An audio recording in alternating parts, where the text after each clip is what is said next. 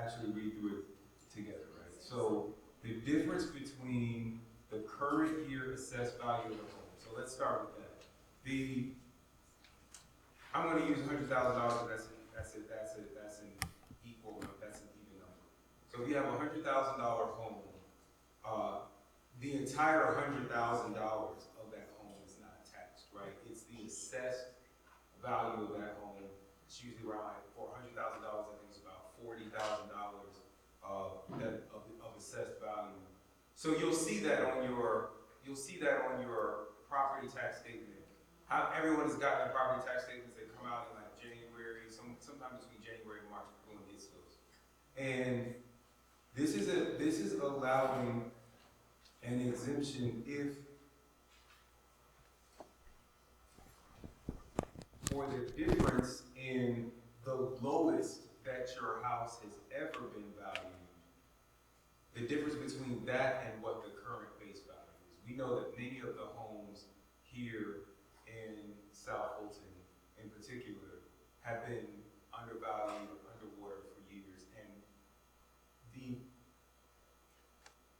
the goal of this homestead exemption is to sort of alleviate the burden that people have said they have felt with homes being reevaluated recently in Fulton County. There was a huge jump, right, between what some people's homes were valued at 2 years ago and what some people's homes are valued at now.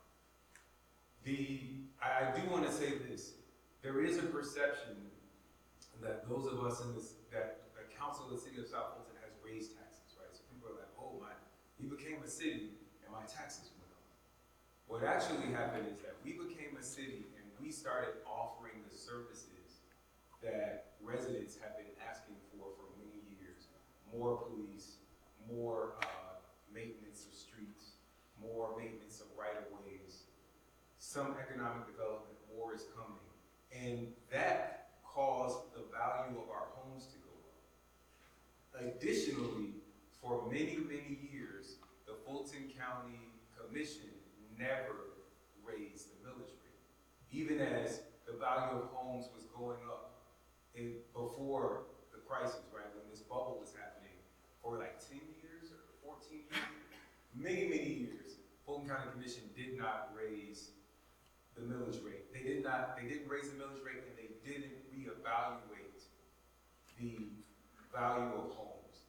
They finally did this adjustment in 2017, and everyone saw, right around the time that we became a city, and everyone saw their property values go up, their assessed value going up. And so the difference between the current year and the lowest base year, there's some additional information, there's some additional wording in there that talks about the lesser 3% of the inflation rate. So I'm not going to go all the way into that because I'm not a math person. But basically, the difference between what your home is being assessed at now and what your home was assessed at a few years ago, you are going to be able to apply for a homestead exemption for a portion of that. So it should alleviate some of the increased taxes that people have seen on their tax bills in recent years. So we need to apply for additional homestead exemption? Or the ordinary? It's going to be on the vote. It's going to be on the. Yeah, I believe, just to build off what Councilman is saying, this one is trying to identify the base years for all the residents who have owned a home prior to 2020.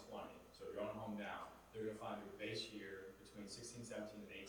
Those tax years, whatever the lowest assessed value of your house was, that's going to be your base income, or your base year level.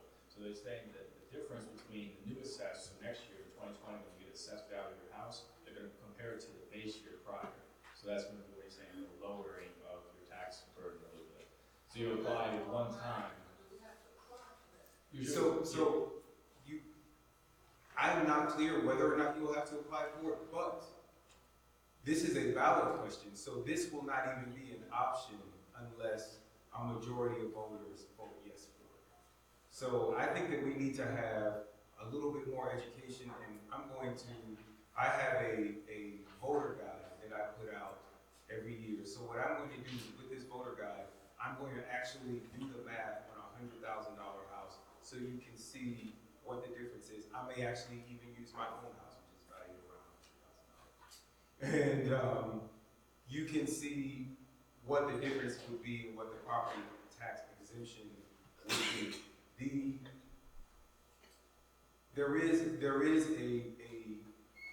a plus and minus to these property tax exemptions, and I think this is an important thing to understand, is that every time we offer tax exemptions and people apply for them, it gives us less revenue as a county and as a city to provide service. And so what happens is people, everyday folks, voters like you and me, will say, my taxes went up, they're too high. But what happens is when those taxes go up, that is more money for us to provide services like police and fire and parks. And so when we do these tax exemptions, they do have an effect on what the overall budget that our city would have, and also the budget the county has. I can't tell you which way to vote on it, but I will tell you that in the city of South Fulton, 85% of our land is currently zoned residential or agricultural. We were never designed to be a city. We were an unincorporated area of the county that was a suburb of Atlanta. Now that we've become our own city, what that means is that all of the taxes that are collected in our city limits are what we have to provide all the services for our citizens. I'm not sure that 85% of our revenues should be coming from you all and myself, from homeowners. Other cities have bigger commercial districts. They have other sources of revenue that they can pull on so that they are not always relying on the property taxes to provide the bulk of our revenues and the bulk of our budget. I believe that, and this is me talking now as Councilman Khalid, I believe that we need to diversify our revenue streams and improve our commercial districts and the amount of money that we can get from businesses and business taxes and the property taxes that commercial businesses are paid. And the only way to do that is to develop our city. So whether or not, if we vote yes on this, if the majority of citizens vote yes on this, then that revenue that is lost will have to be replaced somewhere else by someone else, or we will have to cut services and provide less services. That brings me to the second question, which I'm actually excited to talk about, and what these two gentlemen are experts in, and that is our redevelopment powers law. So, if this homestead exemption passes, if several people apply for it, and we lose these tax revenues, one way that we might gain those tax revenues back and more is by attracting commercial development in our city. And so that brings us to the second question, which states, shall the act be approved which authorizes the city of South Fulton to utilize tax allocation districts and redevelopment powers under the redevelopment powers law as it may be amended from time to time? And so, again, we're going to break this one down clause by clause with some development experts here. So, shall the act be approved which authorizes the city to utilize tax allocation districts? That part is asking, will you give the city of South Fulton's city council the power to create tax allocation districts? So, Mr. Selby, can you tell us what a tax allocation district is? And we're going to ask you this. I just leaned over to ask Councilman Lee if that was Mayor Peters in the back. So part of what I was going to talk about is an example of a redevelopment power, a jurisdiction that's exercised it. And Mayor Peters, when she was mayor of East Point, is a perfect example of that. So what are these redevelopment powers about? Essentially, the state of Georgia has empowered local communities with the ability to create redevelopment areas. And within those redevelopment areas, you can create tax allocation districts. But the way this works is that it requires that each community decide for itself whether it wants to have redevelopment powers. And under Georgia law, the manner in which that's done is that a question is placed on the ballot. If a majority of the qualified voters determine that they want to create a redevelopment area, then you have the power. Across the state of Georgia, many communities have voted to get redevelopment powers. Just in metro Atlanta, City of East Point is another example of sort of a neighbor. East Point, College Park, City of Atlanta probably is the most prolific example of an entity or jurisdiction that's got redevelopment powers. What does it mean? What it essentially means is that you are determining that you would like within your area to create a jurisdiction in which you will allow and designate a government's ability to redirect tax dollars into a redevelopment area. And when I say redirect tax dollars, what we're really talking about, it's not increasing your taxes, it's taking existing taxes that are collected and putting them into a redevelopment project. And so an example of this might be Atlantic Station. I mean, many people have probably gone and seen, and you've been in a tax allocation district and may or may not be aware that you're actually in one.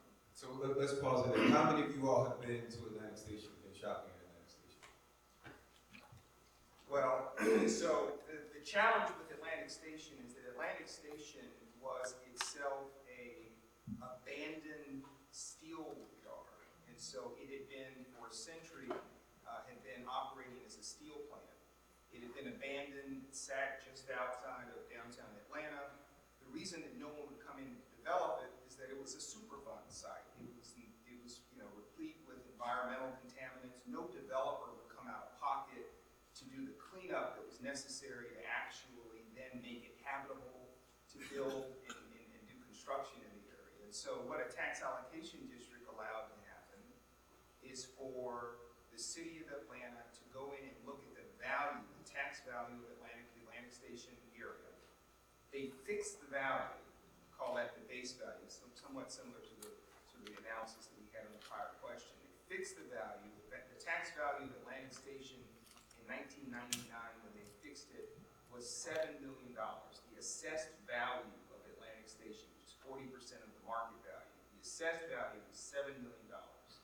They fixed the value of Atlantic Station at $7 million. And I pulled up some statistics before coming out this morning. Let me just pull those up.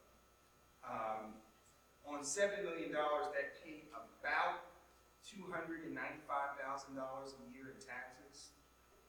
Once Atlantic Station's value was fixed, then what happened was that the deal was cut with the developers that if you come in and develop Atlantic Station, all of the incremental taxes that are generated by your development will plow into infrastructure.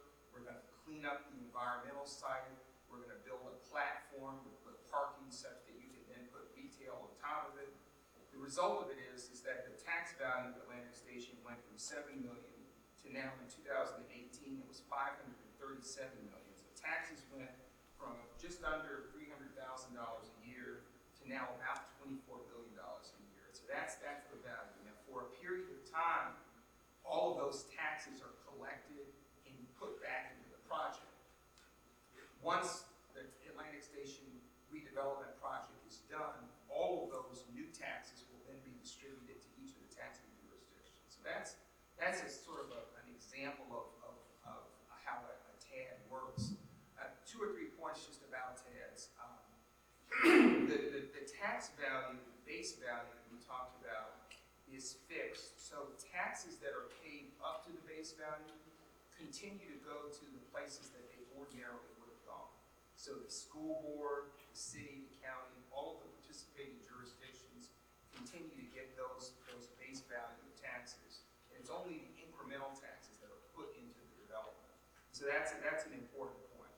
Now, some of the pros and cons, one will say, is that it's true that you're paying the existing taxes back to the taxing jurisdictions, the city, the county, the school board. On the other hand, Atlantic Station's brought in, tens of thousands of people each year to shop. You've got workers, you've got residents. Who's paying the incremental cost associated with that? That is a consideration because that's a quote unquote burden on the taxing jurisdictions. One of the things that's not captured in a tab are sales taxes. So sales taxes or special purpose local option sales taxes or educational local option sales taxes, those continue to be collected. So that's part of the offset. Those are some of the considerations. So I just wanted to lay out generally what a TAD is and how a TAD works. For those of you who are longtime Southside residents, you will remember what the intersection of 285 and Camp Creek looked like, which there was no development. Then to have East Point create the Camp Creek TAD resulted in the development that occurred there. That was a TAD. For whatever reason, developers had not created any development at 285 and Camp Creek Parkway.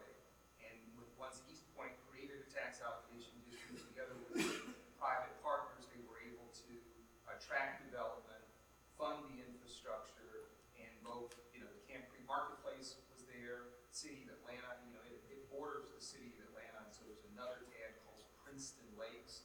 The Princeton Lakes community was developed with the TAD as well. So those are two examples that are sort of right here in our community of how TADs work.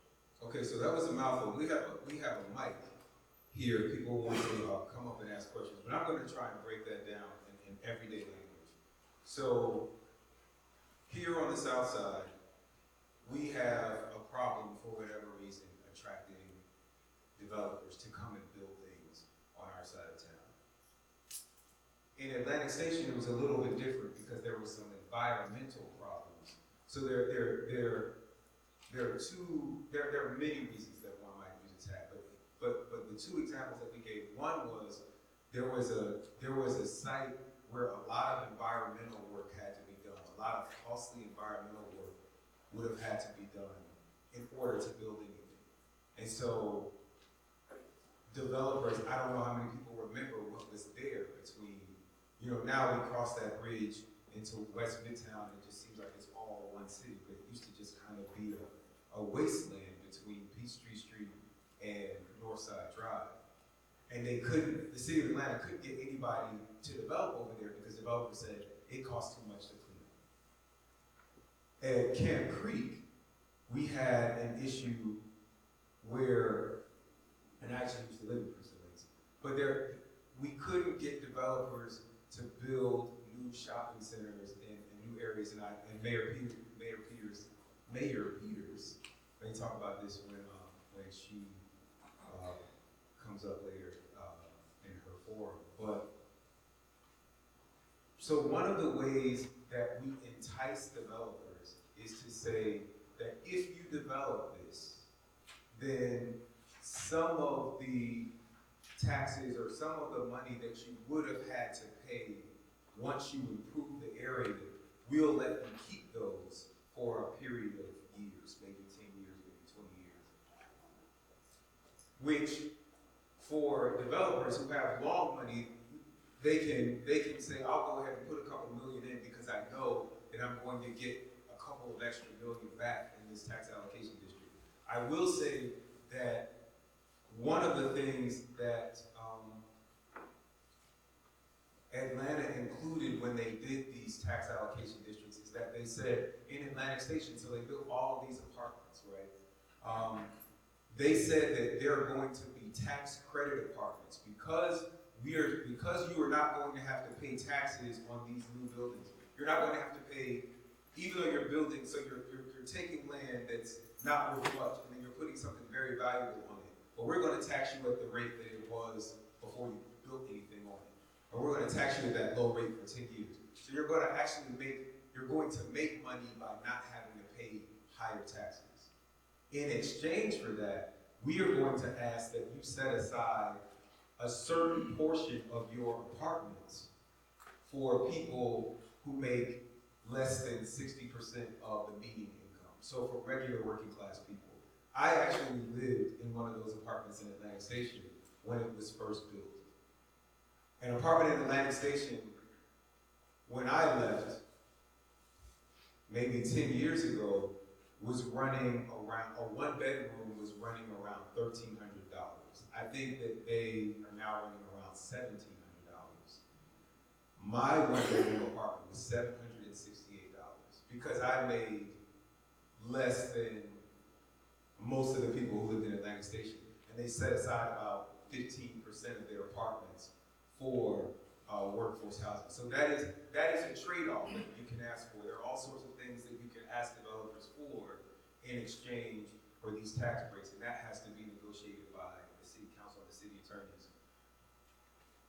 Even if voters vote yes, what voters are voting yes to in this question is you're allowing us to try to make a deal.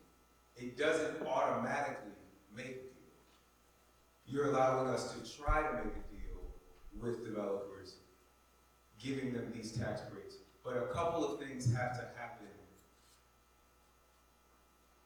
before the deal is made. So obviously the deal is structured when you have these like brilliant lawyers that come up with the things, and we say we want a certain number of workforce housing for regular folks. We want jobs we want people to be hired from in the area or from these schools or these trades to be, doing the construction of the project. We put all these stipulations in.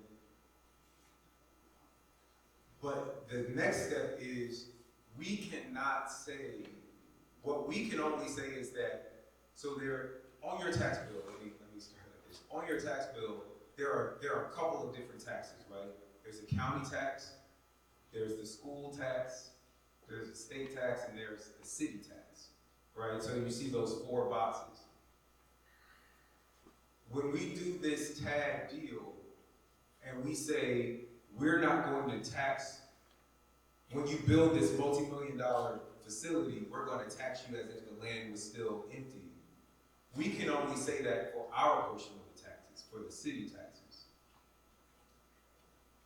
The school board has to vote to say, we will also give up our portion of the increased property value. And the county has to say, we will give up our portion of the increased property value. The county or the school board can't say no. They can say, this is going to build too many new apartments, and then we're going to have kids in trailers, so we're not going to give up our portion of the school tax. And then the developer can say, well, maybe I can make it work with just the county and the city discounts, and I don't need the school discounts. The county could also, though, say, we're not going to give up our portion either. And so each taxing authority, whether it's the city, the county, or the school board, even after, if the majority of residents were to vote yes on this and this passed and we started structuring these deals, it would still be up to the school board and the county to decide if they wanted to give those discounted taxes. Does that make sense to everyone? Does anyone have any questions? Someone must have a question. Come on up to the mic and ask your question.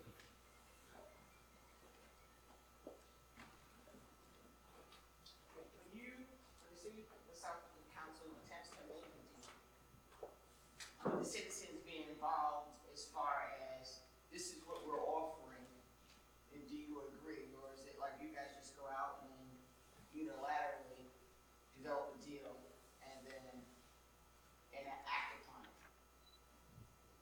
I'm going to let my attorneys answer. So yes, part of the deal with these, because they're quasi-government and private cooperatives, and so part of what you get, yes, is it has to be public notice, they have to go through the hearing, make it aware of everything that may be going on, and then go to the city council to a vote to be approved on or not. So yeah, you will be well aware of the details of the tab, who it's with, what are the facts, and like Councilman said, you'll get particulars of how much more may be added, or the rest like that. So I want to be clear. You all correct me if I'm wrong. That's what I'm saying here, these lawyers. I'm still learning this So stuff. you're not unilateral.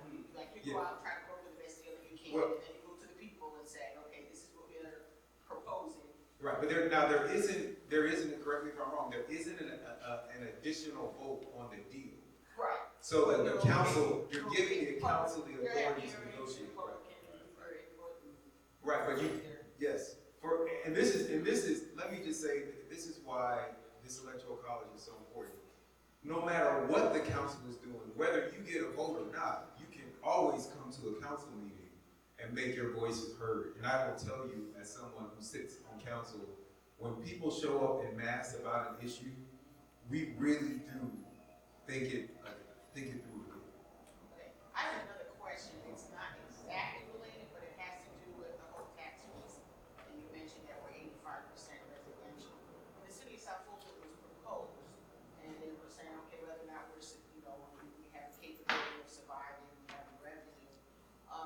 Fulton Industrial Boulevard, that was supposed to be included in our city of South Fulton when it was proposed, or when, now it's going to those hearings. But now, all of a sudden, it's not. And the city of South Fulton is still trying to fight that fight, because I know for a fact that was part of the unincorporated part of Fulton County.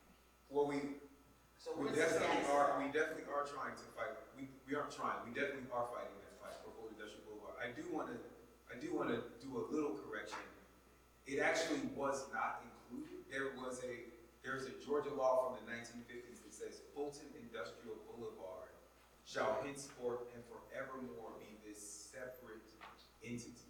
Okay, that wasn't the way it was proposed when I was going to the hearings. I was actually like part of our revenue stream. And so I think, and I can't say I wasn't maybe at the meeting that you were at, but there was a presumption that we would be able to lift this. I don't even know what the legal term is, but there was sort of a shield around Fulton Industrial Boulevard. And so what you've seen happen in the state legislature over recent years is these proposals to lift that shield and then allow voters to vote on whether it would go to Atlanta, whether it would come to the city of South Fulton, or whether it would stay independent. My understanding has always been that it was just assumed that when we became a city, because our taxes are lower than Atlanta, we would be able to bring Fulton Industrial Boulevard in. I will say it is very interesting that there was conversation. So the cityhood movement actually began in like 2006, and there was a vote. Many of you may remember there was actually a vote in 2007 or 2006 before there was a vote in 2016. There was another one before that. I missed that one in 6, but there was another one that came in late. So I think there was one in a way or something, because I remember voting no for that, and yes for the last one when they started picking off parts of it. And so that's where I'm going to go. This is an important part, an important point.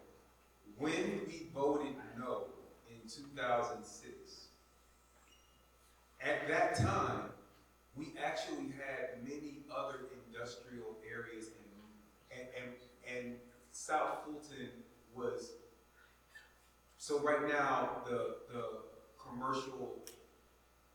percentage of South Fulton that is zoned for commercial development is around 13 to 15%. But in 2006, it was actually much higher. Much of South Fulton Parkway would have been in the city if we had voted in 2006.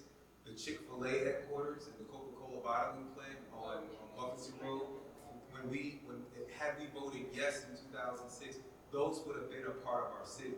When we voted no, other cities began to annex those commercial areas. Cities love commercial areas because they generate a lot of tax revenue and they generally don't require as much service, right? Chick-fil-A has their own security force, they've got their own water backup generators, and they've got their own thing going on. And so they don't need the level of services, and they obviously pay lots of taxes. So when we voted no, because we thought many people voted no because they thought we would not have enough money to support ourselves.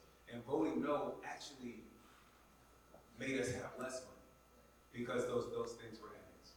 So, regarding Fulton Industrial, That gentleman right there in the sweater said he's supposed to be speaking about it.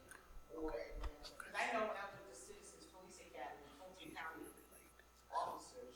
So it's controlled by Fulton County, but it is an independent tax district.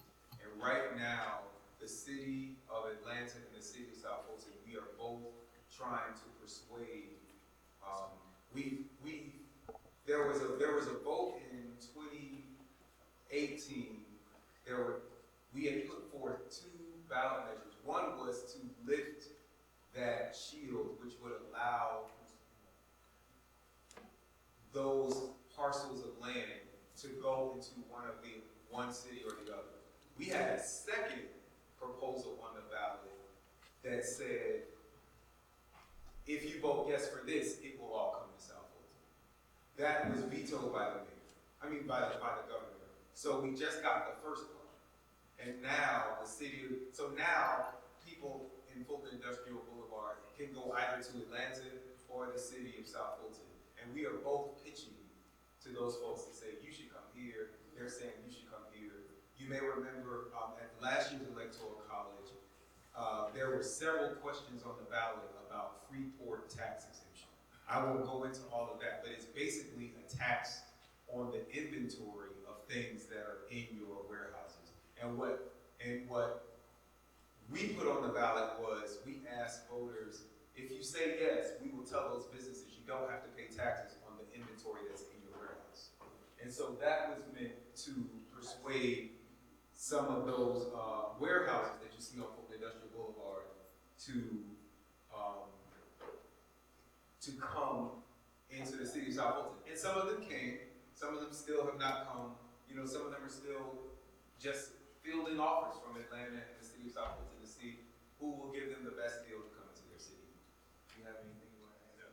Thank you. Thank you. You gave examples of where tax allocation districts have gone in a positive way, but I want to hear, are there any that have went in a negative? Because we have, just like you said, we have 85% of our city residential, and my theory is that we're probably going to have development or negative development in some of those residential areas. So, do you have any examples of?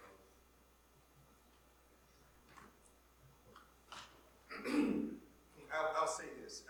There have been instances where the growth in the tax allocation district was not as robust as was initially projected. Atlantic Station really being a primary example of it. It came of being in really the first bond issue for them was in 2001. By the time construction was complete, we were in a recession.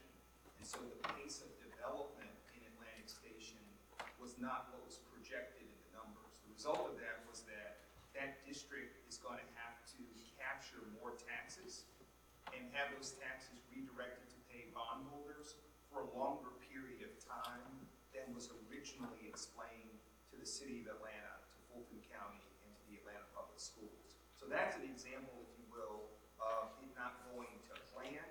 I wouldn't necessarily say that it didn't go quote unquote well, it just didn't go according to plan.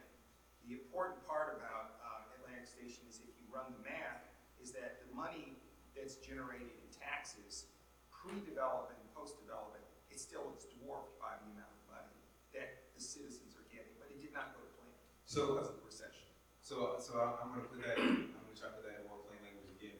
What happens when we create a tax allocation district is that the school system, the county, and the city are saying, we will give up a portion of our taxes for some time because we know that once you come in here and develop this, if we give up 10 years of the increased value of taxes, we know that in year 11, the amount is going to be so much more than what we were getting on that land right now. So the idea is that we give up taxes for a few years in order to get way more taxes in the end. The calculation is always how many years will it take for us to start getting a return on giving up those tax dollars. And it's really important when we design the developments that you have elements that will start making money quickly, right? And elements, so there's, if you think about Atlantic Station, it's a live, work, play community, right? And that's something that a lot of you all have said in economic development surveys, that you're interested in these live, work, play communities. Well, that means that there has to be a work component and a play component in addition to the live component. If you only build the live component, then you really just added a bunch of residential. So that's what we have to evaluate. And that's where you as citizens also have to be attending these meetings and making these evaluations. Because no one knows your neighborhood better than you. And so you are an important part of this process. You know if we build a certain kind of store in a certain kind of neighborhood, or if we build, you know if your neighborhood if people will want to move to your neighborhood to have a $600,000 house. If all their houses are like $100,000 and there's $600,000 houses that are being built, maybe it's going to take a few years before people will move in, to those kinds of houses. So that's the trade-off. That's the thing that always, the calculation that always has to be made. I think you answered a little bit of my question in the live work community, because I know a lot of South Fulton residents with DeLive County. That's kind of what we expected, kind of like what we were promised to see, more of that. Instead, what we're just kind of seeing, and I know it's a lot of combined communities that are with us, but we're seeing a lot of warehouses kind of sneaking in places, the traffic with the trucks. It's like we feel like, especially with Camp Creek, which we're surrounded by Camp Creek Parkway, we have Baltimore Road, and we're surrounded by South Fulton Parkway.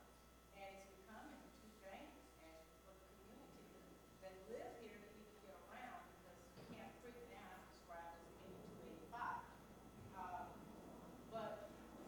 And I know you have to try to attract the businesses, but that live work community is what a lot of residents was expecting, at least we still expect to see. And I don't know what it will take to entice the businesses to come, with what we would like to see. And then I do have a question about green space, and I know that is parks and recreation, but can we please have like a area, not just a park, to add on to welcome all of the existing parks that we do have, but a space where we have open jogging space. We do have more runners than we think in the community possibly that would benefit, I think, families, a nice park with nice green space where we can go before it is all taken over by industrial building.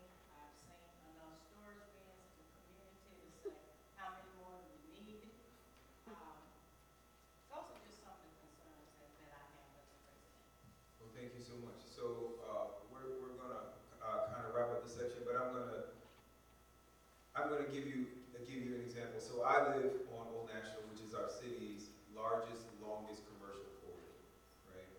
And we don't have a single hotel on Old National in the city of South Fulton.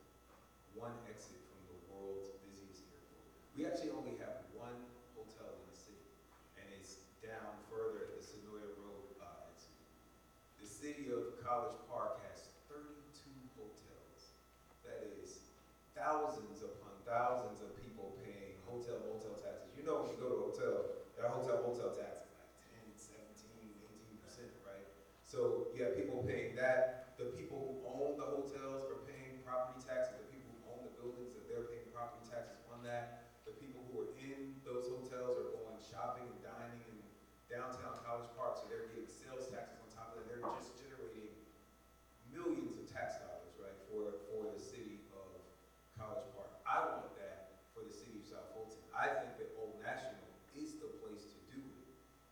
I also, I am millennial adjacent. I'm actually a Gen Xer, but many of my friends who were in their 30s and 40s who grew up on Old National have moved away because we don't have the kinds of houses that,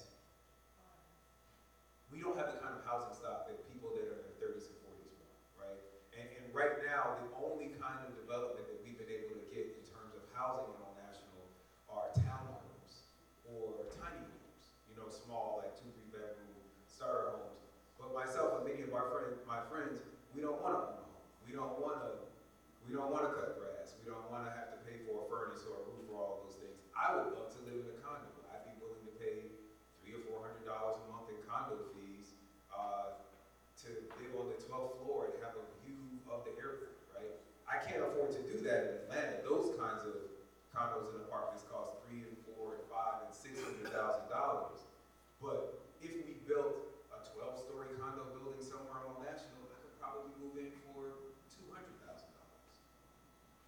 haven't been able to get developers to build those kinds of buildings on a national.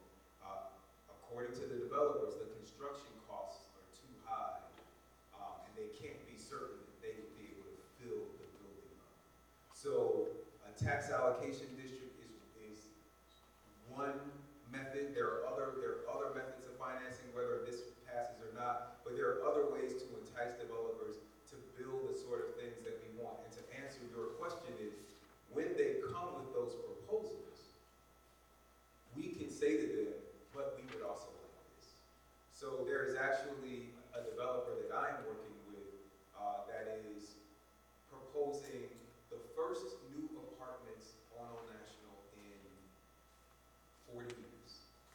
And I said to him, we need senior housing. So a portion of that development is going to be senior housing. And they came in with this housing plan and had this like big parking lot in the front. And I said, people here want live, work, and play communities. And so I'm not going to be able to support this unless you redesign this building so that it goes all the way up to the sidewalk and we have these big sidewalks because we want to create this sort of streetscape. And they were like, okay, right? So they're expecting bond financing from the city and like all of these different financing tools. And so we have some things that we can negotiate with. And that's where it is so important for you all to come to those meetings. So when you hear about these zoning meetings, these zoning hearings, please come out. I'm going to say thank you to Mr. Selby and Mr. Hewing. Thank you so much for this section. Let's give them a round of applause.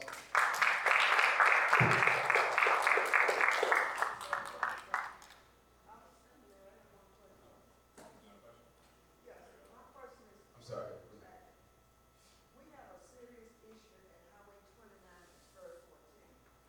I understand that is DOT. And that portion belongs to College Park. It was annexed to College Park. But the issue is the traffic is almost unbearable. There are accidents on a regular basis. Something has to be done because when the developers come in, no developer ever wants to do a traffic study.